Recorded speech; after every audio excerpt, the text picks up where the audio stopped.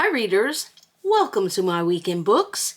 And one of these days, I'm going to come up for a weekend books and I will have one, maybe two, probable pre-orders books and nothing else.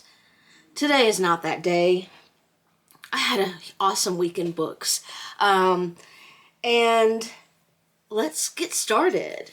First off, and these are in no particular buying order, but the first one I've actually already read. I'll do a deep dive into this, into my March reading recap. But this is You'd Look Better as a Ghost, a novel by Joanne Wallace. You know, last week I had felt like reading some serial killer books, and that's what this is. The main character, Claire, is a serial killer who meets a guy in a bar deliberately and takes him home and murders him. But then, turns out, someone has been watching her, and she's got to figure out who it is and do something about it. This was like, unlike anything I've ever read before, unlike any serial killer book I've ever read before. One of the blurbs on the back is wicked, funny, and charming. It was definitely charming. And again, I'll do a deeper dive on this in my March recap, which should post on Tuesday.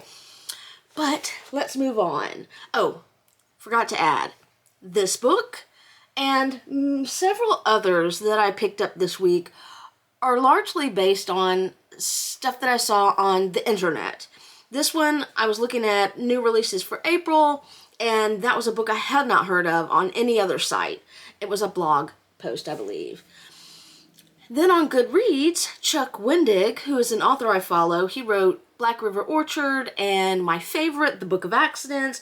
He recommended Premee Mohamed's The Butcher of the Forest. So naturally, I didn't pre-order it. I ordered it online to be delivered. In The Butcher of the Forest, a world-weary woman races against the clock in this dark, otherworldly fairy tale from Nebula and World Fantasy award-winning author Premee Mohamed. At the northern edge of a land governed by a merciless foreign tyrant lies a wild, forbidden forest ruled by powerful magic. Thorne, the only one to ever enter the forest and survive, is forced to go back inside to retrieve the young tyrant's missing children. Within its depths await traps and trickery, ancient monsters, and hauntings of the past. One day is all Varys is afforded. One misstep will cost everything. And this is a short, it's like novella size, it's 156 pages. You know, I had read a book yesterday and I called it Finishing Off March.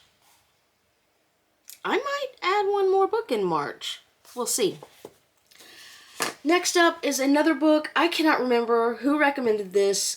I either saw it on something by Sadie Hartman or Gabino Iglesias. It's been in my wish list forever, and since I was buying something else, I bought this as well. It's called The Woods All Black by Lee Mandelo. This is also a very short novel, coming in at, those are acknowledgements, 146 pages. So, for consideration, I might get another book in March after all.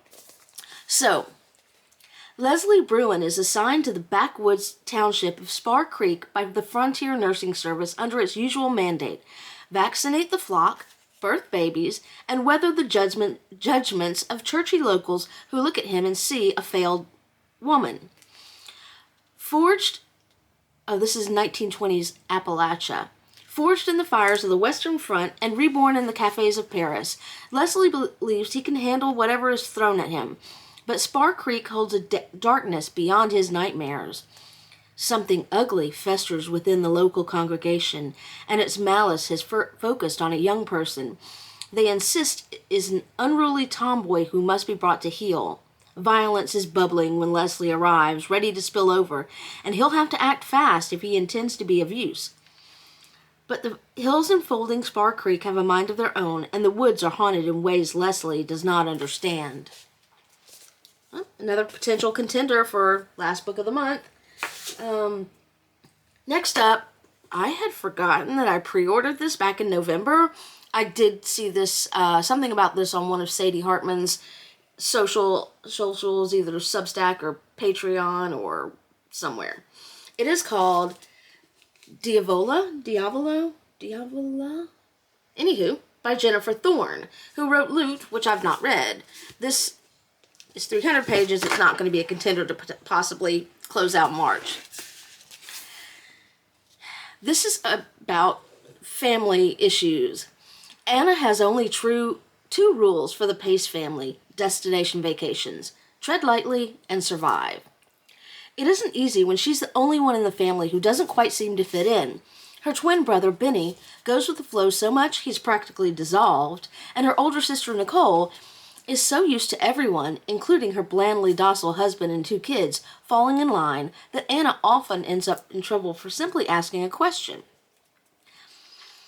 Mom seizes every opportunity to question her life choices, and Dad, when not reminding everyone who paid for this vacation, just wants some peace and quiet. The gorgeous remote villa in tiny Monteperso seems like a perfect place to endure so much family togetherness until things start going off the rails. The strange noises at night, the unsettling warnings from the local villagers, and the dark, violent past of the villa itself. Anyway, this looks fun, and I hope to get to it really soon. Next up is a book that I did see on social media, but I've also had my eye on it for a while. I think it showed up in Goodreads or somewhere. It is called The American Daughters by Maurice Carlos Ruffin. This is a novel about a spirited girl who joins a sisterhood bound by love and justice, working to undermine the Confederates. Adie, a curious, sharp-witted girl, and her mother, Sanit, are inseparable. I'm not sure. My pronunciation on this is really horrible, so apologies. Enslaved to a businessman in the French Quarter of New Orleans, the pair spend their days dreaming of a loving future and reminiscing about their family's rebellious and storied history. When mother and daughter are separated, Adie is left unmoored until she stumbles into the Mockingbird Inn and meets Lenore, a free black woman with whom she becomes fast friends. Lenore invites Adie to join a clandestine society of spies called the Daughters. With the courage instilled in her by Sanit, and with help from these strong women, Adie learns how to put herself first. So begins her journey toward liberation and imagining a new future. I held off on buying this. I don't know why I do that, but I do look forward to reading this, and I'm excited that it's starting to get some attention. The next 2 books I'm unsure about, because I tried Dune, which has come back to popularity because of the movies, and Dune did not work for me. I set it aside. I may come back to it later. I may not. But my colleague kept saying I needed to read this book, which he has not read, by the way. And it is, dun dun dun, Shogun, Parts 1 and Part 2. As you know, there's a new miniseries on one of the channels. I can't remember what channel it is. Hulu says so right there. A new miniseries out. I tried to start watching it, but if you can see the way the light comes in, this is also the way the light comes in front of my TV, and now that it stays lighter later, all I get is a glare on the TV when a show is particularly dark, and the beginning of Shogun, the miniseries, is particularly dark. Anywho, I might try watching an episode at bedtime on my bedroom TV. So if you don't know about this, the book was published in, I want to say, 1975.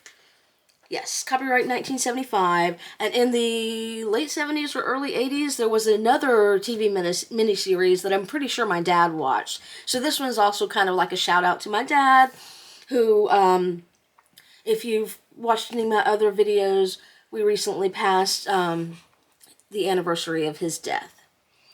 After Englishman John Blackthorne is lost at sea, he awakens in a place few Europeans know of, and even fewer have seen, Nippon. Thrust into the closed society that is 17th century Japan, a land where the line between life and death is razor thin, Blackthorne must negotiate not only a foreign people with unknown customs and language, but also his own definitions of morality, truth, and freedom. As internal political strife and a clash of cultures lead to seemingly inevitable conflict, Blackthorn's loyalty and strength of character are tested by both passion and loss, and he is torn between two worlds that will each be forever changed. So, it will likely be a minute. There is a hardcover version of the complete Part 1 and Part 2 available. It's like $50, but I got this buy one, get one 50% off, so I paid much less. I paid like, anyway, a quarter of the cost. I also looked at getting the original 2-volume hardcover from 1975, and that was going for $200 online, and I chose not to make that choice. Anywho, I do plan on at least trying this out this year. Definitely not trying it for the end of March. Okay. I don't remember how. I think I came to this from the same blog that I found this. And this is called Where Sleeping Girls Lie by Faridah Àbíké-Íyímídé. Not sure about the pronunciation. This is a YA. Looks like, well, let's find out.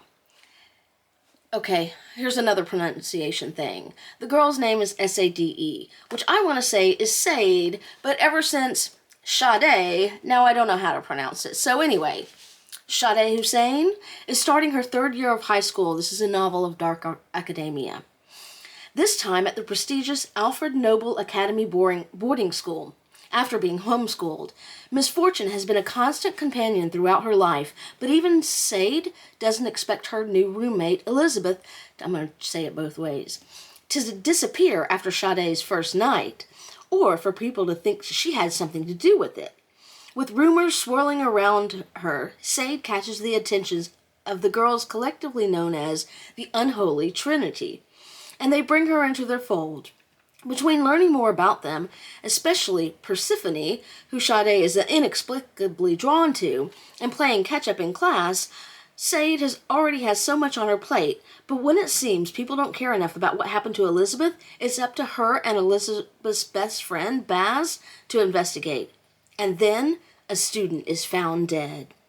As Sade and Baz keep trying to figure out what's going on, Sade realizes there's more to Alfred Nobel Academy and its students than she thought. Secrets lurk around every corner and beneath every surface. Secrets that rival even her own. This looks like a fun read. It's going to go up in that read soon category. The next book I bought. Even though I struggle with these, I bought it because a person on Twitter recommended one short story in here. That short story is called Good Country People. This is the complete stories of Flannery O'Connor, and I say that I'm going to struggle with this because I struggle with reading short story collections. I had no problem in high school and college because that's all I wanted to, wanted a shorter story. Now I want something longer. So I'm going to strive to read bits of these between longer books. But I do want to read Good Country People real soon. Next up was an impulse buy. I went in yesterday to the Barnes & Noble to buy one book. And I will show you that next. And I came out with 7. I came out with 7. Anywho, one of those 7 was Rosemary's Baby by Ira Levin. I'm sure you know what this is about,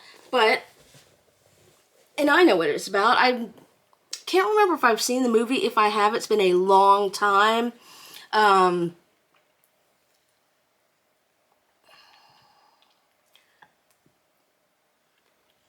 Took me a while to get to the actual summary of what it's about. If you don't know what it's about, Rosemary Woodhouse and her struggling actor husband Guy are thrilled to move into the Bramford a sought-after Manhattan apartment building prized for its Victorian details and gargoyled facade. Yet, as they learn of a darker side to the building's history and become acquainted with their overly attentive neighbors, the Castevets, unspoken tensions enter into the young couple's relationship. Matters improve when Guy lands a major role and Rosemary at last becomes pregnant. But as her pregnancy takes frightening turns, Rosemary begins to question if her neighbor's heightened interest is strictly innocent or if their motivations, and those of Guy himself, portend terrifying consequences for her and her unborn child. Is Rosemary going mad or going sane? This is 234 pages. Could be a contender. Or maybe not. Maybe I'll just start April with one of those, and we'll see how I do on chores today.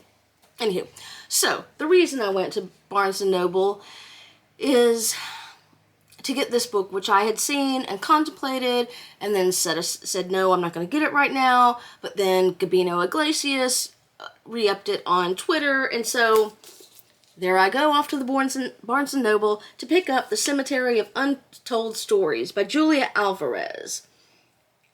I've not read anything by her before. In this, Alma Cruz, the celebrated writer at the heart of the Cemetaery of Untold Stories, doesn't want to end up like her friend, a novelist who fought so long and hard to finish a book that it threatened her sanity.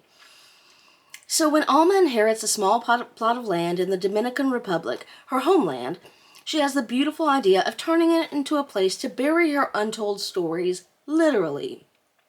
She creates a graveyard for the manuscript drafts and the characters whose lives she tried and failed to bring to life and who still haunt her. Alma wants her characters to rest in peace, but they have other ideas and soon begin to defy their author.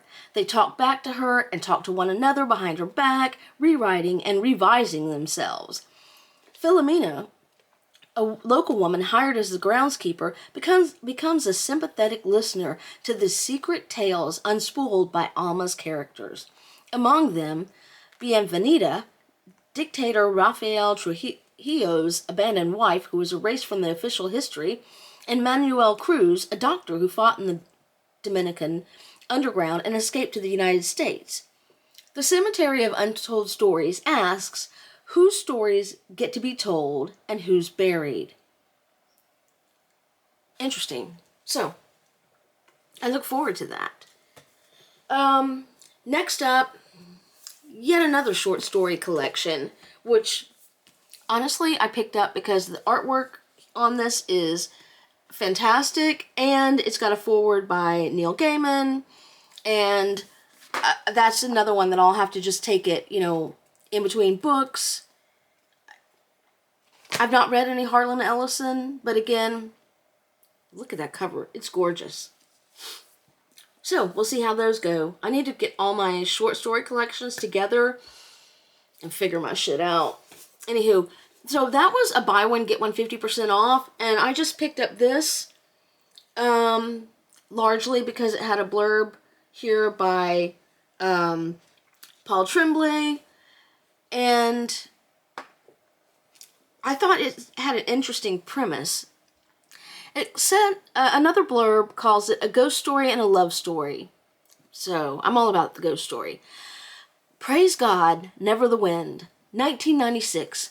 Luca Saracino is 13 and has been completely blind for 8 months. When his parents move to a southern Italian farmhouse, they dream of turning into a hotel. With his brother dropping out of university and the family reeling from Luca's diagnosis, they are chasing dreams of rebirth and reinvention. As Luca tells his story without sight, experiencing the world solely through hearing, smell, taste, and touch, he meets the dauntless Ada Guadalupe, who takes him out to explore the rocky fields and empty beaches. But Luca and Ada can't escape the grudges that have lasted between their families for generations, or the gossiping of the town. And Luca is preyed upon by the feral wanderer who walks the vineyards of his home. As his family starts to crack at the seams, Luca and Ada have to navigate new lands and old rivalries to uncover the ancient truths spoken as whispers on the wind. This looks really good. Okay, just 3 more.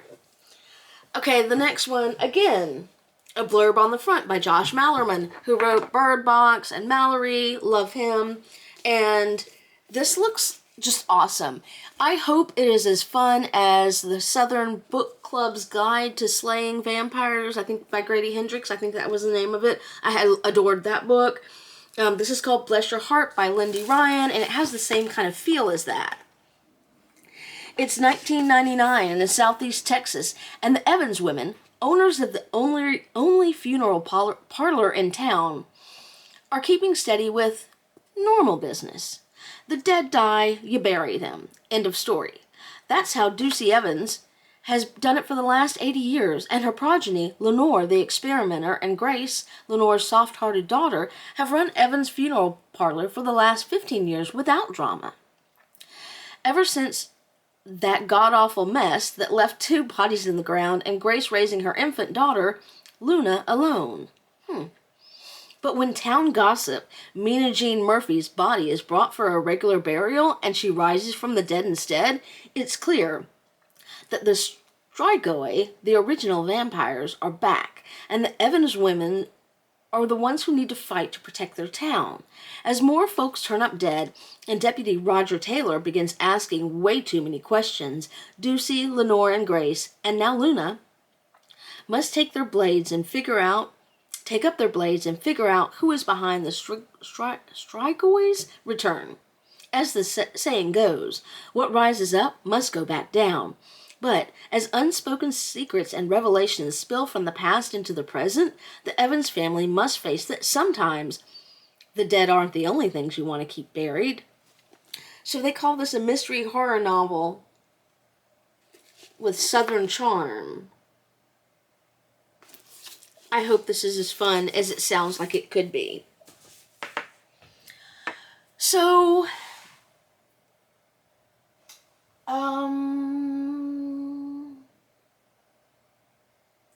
guess not. I did not read it this month. Last month I read Erasure by Percival Everett. It was my first time reading him, first time really learning about him, and I read that because there's a movie, American Fiction, that just came out that is based on the novel. And I had been putting off, but Percival Everett has written James. It's a retelling-ish of the story of Tom Sawyer, The Adventures of Huckleberry Finn, only told from Jim's point of view. When Jim overhears that he is about to be sold to a man in New Orleans, separated from his wife and daughter forever, he runs away until he can formulate a plan. Meanwhile, Huck has faked his own death to escape his violent father. As all readers of American literature know, thus begins the dangerous and transcendent journey by raft down the Mississippi River towards the elusive and unreliable promise of the Free States and beyond. So, this is Percival Everett's take on that, and I do look forward to reading it. I'll probably put some more distance between this and Erasure, because I don't like to read authors back to back. It burns me out. And that's what I found over the last 4 years. And a little Carmex action there. And I want to enjoy what I read, so I space it out. Finally, everyone's a huge fan of this next author. I tried to read the first in this trilogy, but I put it down because it just wasn't working for me at that time. I have not given up on it. And that's why I bought the 3rd book in the trilogy, The Angel of Indian Lake by Stephen Graham Jones. I now have the entire trilogy. This is a slasher book, and I'm definitely going to give the first book in this series a try. It is called My Heart is a Chainsaw. And I think I just wasn't in a good place. I'm in a much better reading place. Sorry. I'm in a much better reading place now. I've had a great March. January and February, not so great, but March was great, even though it contained some books that I didn't necessarily like. Still, overall, a really great reading month. I will tell you all about that reading month tomorrow, and I think I am going to not try to finish anything else today. I'm going to just kind of let my mind rest, because I finished a whole novel yesterday that was like 300-400 pages, and it's not a race. Anywho, that's my week in books. I will be back with you tomorrow, Tuesday, with my March reading recap. That's it for me. Happy reading!